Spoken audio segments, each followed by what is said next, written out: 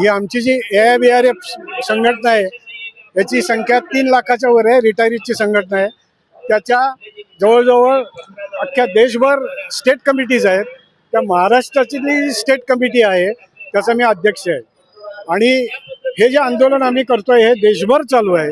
परवा आम्ही नाशिकला केलं, आज इथे करतोय, त्याच्यानंतर पुढच्या आठवड्यात कोल्हापूर आहे, त्याच्यानंतर पुण्यात होणार आहे आणि त्यानंतर मुंबईत होणार आहे, औरंगाबादमध्ये होणार आहे आणि सगळ्या महाराष्ट्रातल्या डिस्ट्रिक्टमध्ये करायचा आमचा विचार आहे.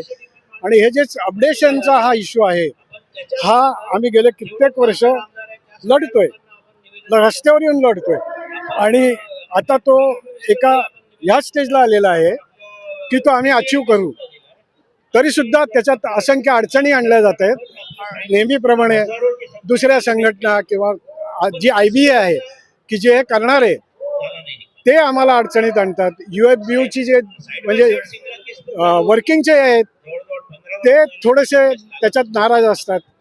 अशा तऱ्हेने हे आमचं आंदोलन आम्ही चालूच ठेवणार आहोत जोपर्यंत ह्या ज्या मागण्या आहेत. कारण आमची त्याच्यातली खालची एक मागणी आहे की आम्हाला कुठेही IBA जी एक संघटना आहे IBA सगळ्या बँकांची, ते सरकार त्यांना आमच्याशी बोलणी करून सगळी जी काही सेटलमेंट होतात ती त्यांच्या थ्रू होतात. त्यांना तो अधिकार दिलेला आहे. परंतु आम्हाला ते अक्रॉस द टेबल बोलवत नाही. आमची ती मागणी आहे.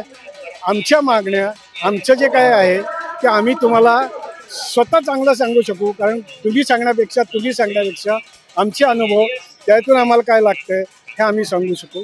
म्हणून ती एक मागणी ठेवली आहे. GST जो माफ झाला आहे या आयुर्विमा आपला हेल्थ इन्शुरन्सवर, निजी हेल्थ इन्शुरन्सवर माफ झालेला आहे, परंतु तो आम्हाला माफ झाला नाही. कारण आम्हाला ही जी IBA आहे आणि UFBU आहे याचा सेटलमेंटचा पार्ट आहे तो.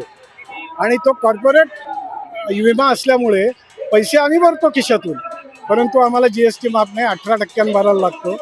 तो जो माफ झाला, कारण पेन्शन आज मला विचाराल तर मला 35 ते 40 हजाराच्या दरम्यान आम्हाला आज रिटायर होऊन 12 वर्ष झाली. पेन्शन वाढ नाही आहे. आता तुमची मागणी काय आहे पुढची मागणी ह्या मागण्याच करून घ्यायच्यात आम्हाला. कोणाकडून करून घेणार आहे? IBA सरकार. आणि यासाठी तुम्ही काय करणार आहे? आम्ही CLC नावाचं म्हणजे सेंट्रल लेबर कमिशनर असतो. आमची ही संघटना जी आहे AIBRF ही ट्रेड युनियन ॲक्ट खाली रजिस्टर आहे. त्यामुळे आम्ही त्यांच्याकडे जाऊन तिथे हे करून त्या सगळ्यांना नोटिसा काढल्या जातात आणि मग IBA आता यायला लागले तिथे आणि ह्या मागण्या आम्ही मान्य करून घेणारच.